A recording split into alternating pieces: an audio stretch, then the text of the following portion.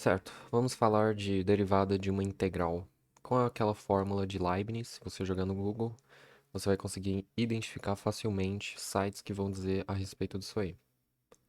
Então, digamos que você esteja com esse problema. Você quer avaliar quanto que vale essa integral aqui, uma integral definida. E para isso, para tornar a integração por partes um segundo plano, a gente vai lançar mão da ideia contida na regra de Leibniz para fazer uma derivada em relação a uma integral. Então imagina que você tem uma função f que é dada por duas variáveis, x e n, e aí você decide fazer uma derivada dessa integral toda aqui em relação a uma dessas variáveis. Eu escolhi aqui arbitrariamente a variável n. Esses limites de integração, eles são valores fixados de x. Tem algumas especificações, eu diria, algumas, na verdade, condições de exigência que essa função f deve obedecer, da mesma forma que essa função del f del n, mas isso aí fica a cargo de quem está assistindo ao vídeo. Se você quiser se aprofundar mais, veja, procure quais são essas exigências que essas funções, tanto a del f quanto a f, devem satisfazer para que a gente possa dizer que isso aqui é uma verdade. E basicamente, eu já disse isso em um vídeo anterior aí do canal, você pode incorporar esse operador externo à integral de forma interna à integral. Então é como se você fizesse um shift desse operador para dentro do sinal da integral com essa alteração simbológica, eu diria, porque aqui você vai estar lidando com uma função de duas variáveis e você só está interessado na derivada de uma só, aliás, com relação respectivamente a uma dessas variáveis. Então, tendo isso em vista, a gente vai desenvolver essa ideia para conseguir chegar na resposta daquele problema inicial. Para isso, você precisa abstrair um pouco e quebrar um pouco aquela linha, aquela receita de bolo que a gente está acostumado para resolver essas integrais. Esse é o ponto mais difícil de você incorporar no seu método de resolução de integrais, porque você não vai se utilizar, nesse caso em particular, de nenhuma daquelas regras explicitamente e na mesma ordem. Quer dizer, você vai começar por um caminho que parece que não vai chegar em lugar algum, ou parece que está chegando em algum lugar, mas você não consegue efetivamente terminar aquilo que você começou. E é por isso que a gente começa com isso aqui. Então, o que eu estou dizendo para você? Eu estou dizendo que f de n é x elevado a n. Então, você tem que entender essa função como uma função, a princípio, de uma variável. A gente está interessado. Na verdade, ela é uma função de duas variáveis, é claro, né? Mas como eu vou lidar com as derivadas dessa função em relação à variável n, é melhor a gente desenvolver ela dessa forma aqui mesmo. Mas você poderia, a rigor, escrever f de x, vírgula n, né? F de xn é igual a x elevado a n. O que acontece se eu derivar a primeira vez essa f de n, obviamente, em relação à variável n, né? A gente está considerando que x é uma constante para efeitos desse slide. Quando você derivar a primeira vez, pelas tabelas de derivação, ou pelo limite, pela descrição formal do limite, você vai chegar a essa conclusão. Basta você multiplicar a sua f de n por um fator aqui, que é o ln de x. E esse fator é uma constante, né? Porque x, nesse nosso entendimento aqui, ele é uma constante. E se eu derivar pela segunda vez, o que vai acontecer? Bom, sendo ln de x uma constante, e, portanto, você só precisa se preocupar com a derivada desse elemento aqui, desse primeiro termo que faz parte do produto, você vai acabar chegando nessa conclusão aqui. que a derivada segunda de f é x elevado a n vezes ln de x2. E se você fizer isso k vezes? Bom, você vai chegar a essa conclusão. Claro que isso aqui é uma indução vulgar e você precisaria ir de métodos para se demonstrar essa constatação. Você não pode simplesmente dizer que há um padrão e que você notou esse padrão e, portanto, esse padrão vai se repetir à, à mercê da sua conveniência. Não, você tem que provar de algum modo aqui, sem infringir as leis matemáticas, que isso aqui vai ser constatado, né? Mas a gente só vai usar esse resultado. Meu intuito aqui não é ficar apresentando técnicas de demonstração, mas a rigor você também precisaria demonstrar esse passo indutivo, né? Certo. Então, o que a gente conclui é que se eu derivar a f, eu chego a k vezes, eu chego numa expressão desse tipo aqui, que é bem trivial, né? Bem fácil de memorizar. Agora, como título desse slide, eu coloco o problema mais geral, né? O que significa isso? Significa que aquele problema do primeiro slide, ele é uma particularidade de um problema mais geral. Vamos dizer que você esteja interessado em resolver um problema dessa ordem aqui. Então, em vez de uma potência arbitrária, você deixa ela em aberto. Quer dizer, eu coloco um valor k inteiro aqui e ele vai poder ser estendido para qualquer, a princípio, né? Na verdade, a gente vai ver que ele só pode ser número natural. Mas a ideia é que você consiga resolver, a partir da resolução de um problema mais geral, conseguir, obviamente, resolver qualquer particularidade. E é por isso que eu estou colocando essa designação no expoente mais geral, que no caso é o K.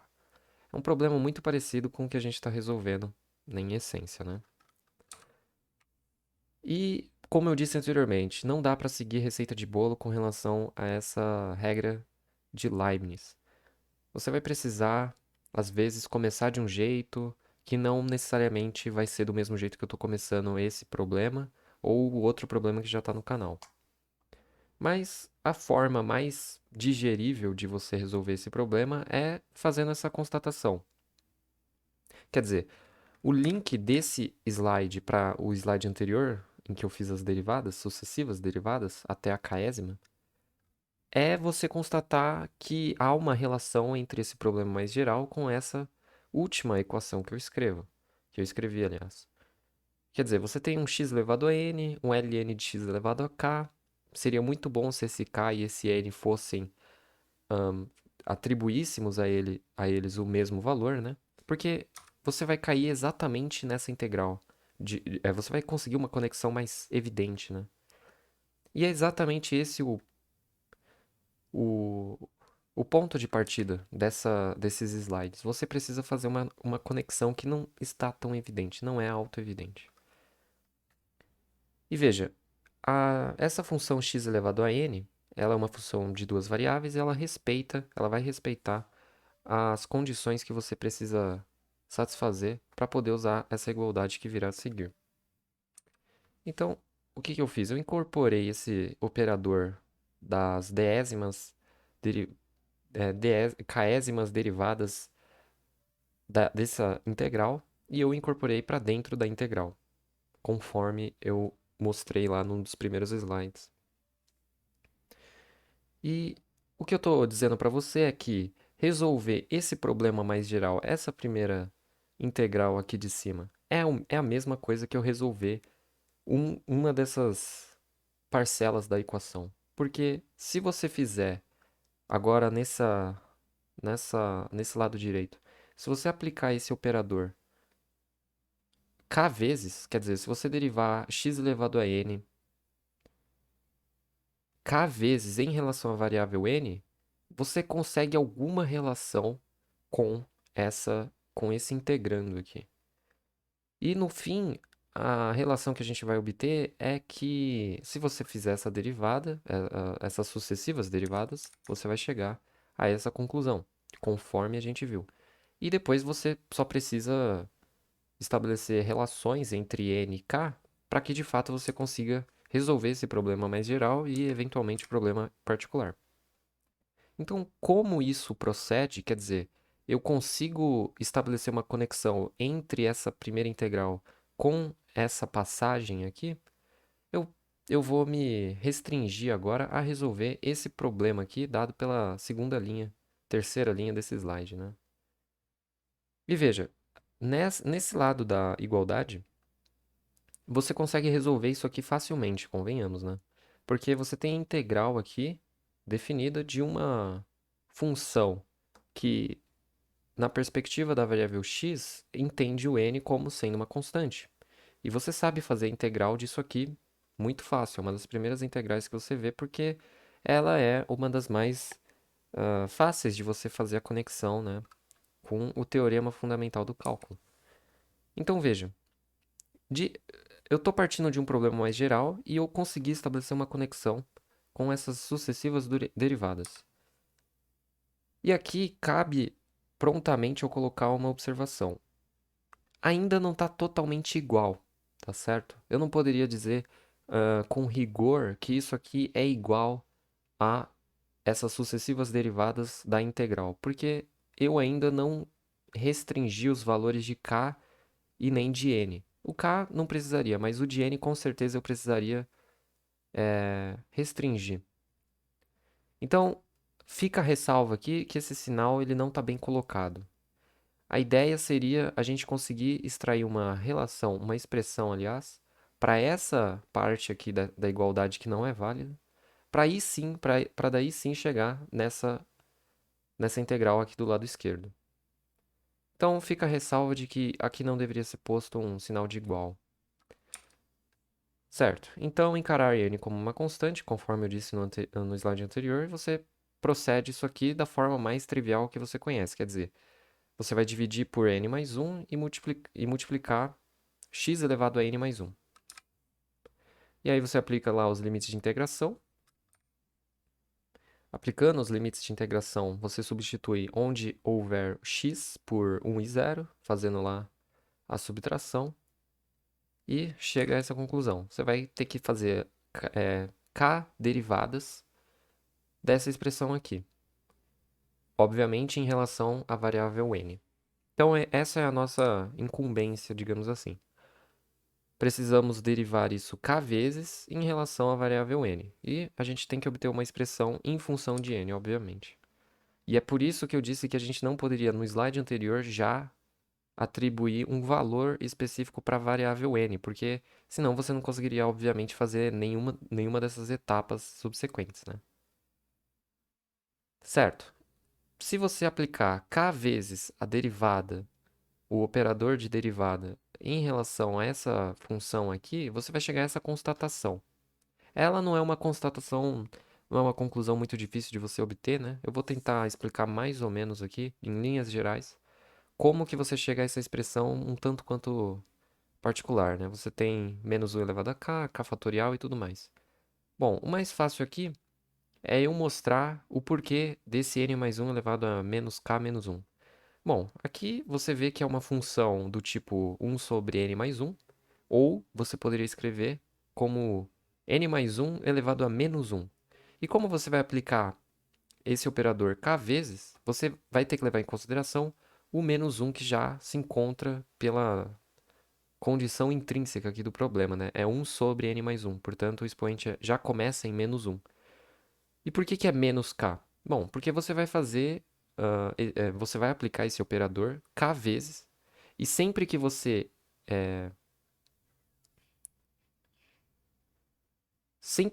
aplica esse operador, você vai ter que é, colocar um decréscimo, né? Pela própria natureza derivada. Quer dizer, você faz aquela regra do tombo e o expoente sempre é uma unidade a menos.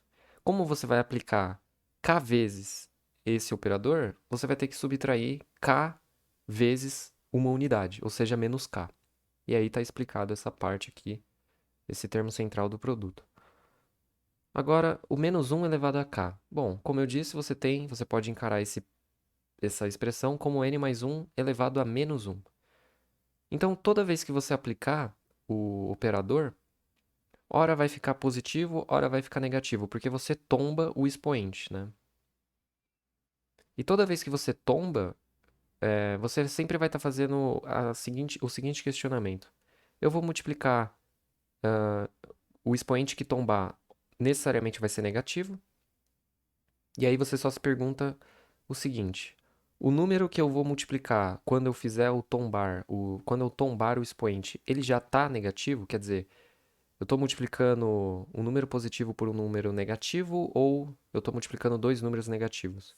E é por isso que você vai chegar no menos 1 elevado a k. Pode ver que quando for, se k fosse 1, se você aplicasse esse operador uma vez, você ia ter como resultado final uma expressão aí acompanhada do menos 1, né? Porque n mais 1 elevado a menos 1 vai tombar o menos 1, você vai decrescer uma unidade expoente, então vai ficar menos 2 e tudo beleza. Então, a cada iteração você vai ter que tomar cuidado com o sinal. E esse cuidado, esse zelo está dado por essa parte aqui do produto. E por fim você tem esse termo, k fatorial. Por que é k fatorial? Porque, veja, você está decrescendo a cada iteração uma unidade do expoente. E a cada unidade você vai ter que tombar esses expoentes. Então você vai começar do menos 1, depois você vai ter que tombar o menos 2, o menos 3, até o k. Por isso k fatorial. E aí, é claro, né? A questão do sinal já está bem resolvida com esse primeiro termo do produto. Então, dito isso, a gente conseguiu então resolver esse problema de encontrar uma expressão em função de n dessas sucessivas operações, dessas sucessivas derivadas aí, k derivadas. Então, retornando ao problema inicial, quer dizer, como que a gente vai usar tudo isso que a gente já encontrou para resolver aquilo que esse vídeo se propõe a resolver, né? Bom, o que a gente consegue é fazer uma conexão com um problema mais geral. Quer dizer, eu quero resolver um problema que tem como expoente o número 50, mas aqui eu me propus a resolver um problema que tem como expoente uma variável k, e essa variável k é um número flutuante aí dos naturais.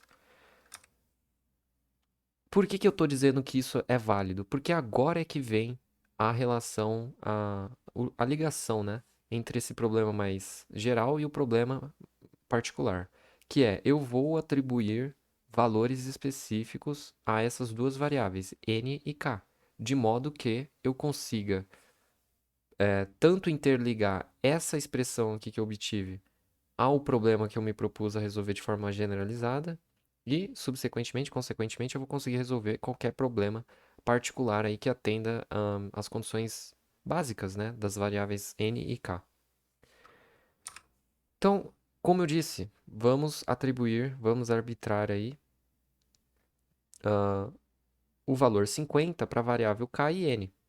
Ainda outro problema aqui que eu estou identificando nesse slide é que eu não deveria ter colocado o sinal de igual novamente, porque opa, já saiu um resultado ali que não deveria ter saído.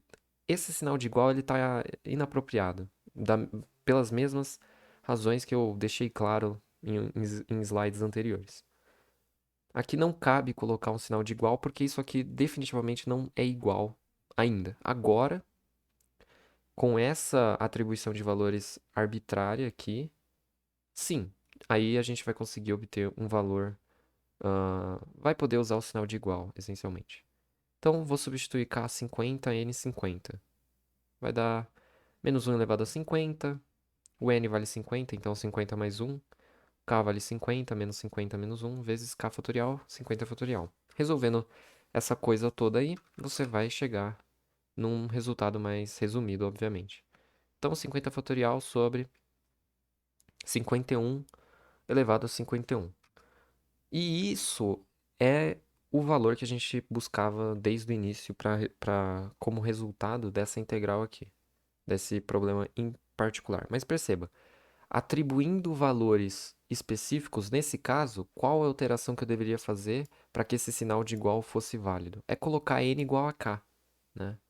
Se n for igual a k, que vai ser o caso, porque aqui era x elevado a n, só que, bem, n vai ter que ser igual ao k justamente por causa dessa construção aqui, né?